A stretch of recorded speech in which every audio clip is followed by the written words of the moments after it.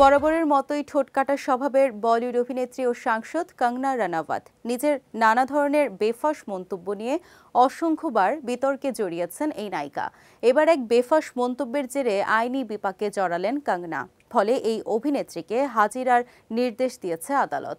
ভারতীয় একটি গণমাধ্যমের প্রতিবেদন থেকে জানা গেছে, বিতর্কিত মন্তব্যের জেরে দায়ের হওয়া মানহানির মামলায় পাঞ্জাবের এক আদালতে হাজিরা দিতে হবে কঙ্গনাকে। 2020-21 সালে বিতর্কিত কৃষি আইন বাতিলের দাবিতে দিল্লিতে কৃষক আন্দোলনের সময় কঙ্গনার মন্তব্য ঘিরে তৈরি হয়েছিল বিতর্ক। সেই সময় পাঞ্জাবের ভটিন্ডা জেলার বাহাদুরগড় জনদিয়ানের 73 বছর বয়সী মহিন্দর কৌর নামক এক বৃদ্ধা আন্দোলনে অংশ নেন। কঙ্গনা সেই বৃদ্ধার ছবি শেয়ার করে লেখেন, তিনি নাকি শাহিনবাগের আন্দোলনে অংশ নেয়া বিলকিস বানুর মতো এবং এমন মানুষকে মাত্র 100 টাকার বিনিময়ে প্রতিবাদে নিয়ে আসা যায়। এই মন্তব্যকে কেন্দ্র করে 2022 সালে কঙ্গনার বিরুদ্ধে মানহানির মামলা দায়ের হয়। আদালত তার বিরুদ্ধে সমনও জারি করে।